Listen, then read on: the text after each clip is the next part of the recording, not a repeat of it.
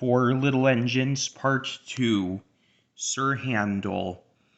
The new engines looked very smart. One was called Sir Handel, and the other Peter Sam. "What a small shed," grumbled Sir Handel. "This won't do at all." "I think it's nice," said Peter Sam. "Huh," grunted Sir Handel. "What's that rubbish?" "Shh, shh," said Peter Sam. "That's Skarloey, the famous old engine." I'm sorry, Skarloey," he whispered. "Sir Handel's upset now, but he's quite nice, really." Skarloey felt sorry for Peter Sam. "Now, Sir Handel," said the fireman next morning, "we'll get you ready for work." I'm tired, he yawned. "Let Peter Sam go. He'd love it." "No," said the fireman. "Owner's orders. You're first." Oh well, said Sir Handel sulkily. "I suppose I must." When his driver arrived, Sir Handel puffed away to fetch the coaches. "Whatever next?" he snorted. "Those aren't coaches. They're cattle trucks." "Oh!" screamed Agnes, Ruth, Lucy, Jemima, and Beatrice. "What a horrid engine!" "It's not what I'm used to," clanged Sir Handel, rebelliously, making for the station. He rolled to the platform just as Gordon arrived.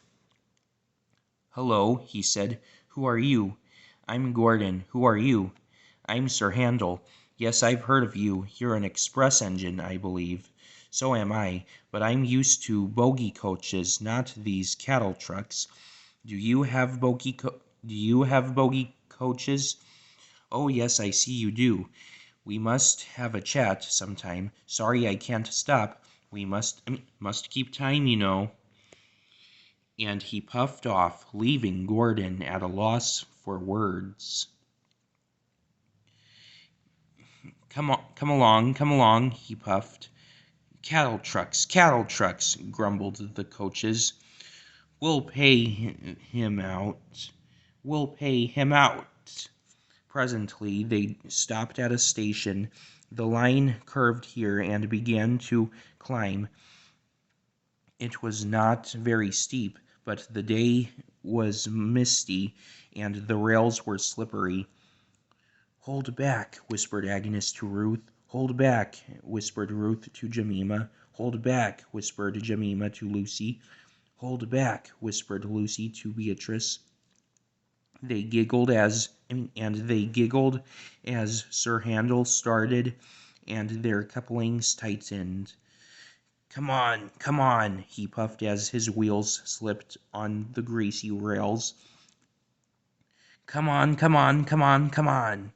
His wheels were spinning, but the coaches pulled him back, and the train stopped on the hill beyond the station. I can't do it, he grumbled.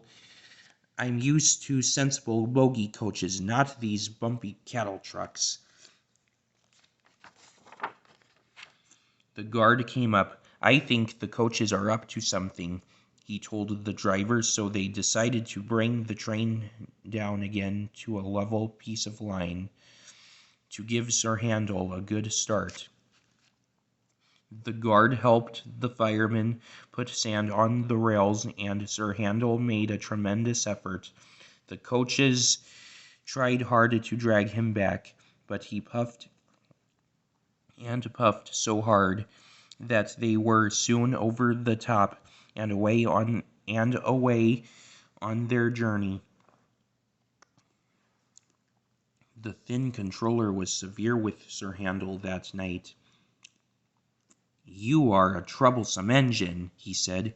"You are rude, conceited, and much too big for your wheels.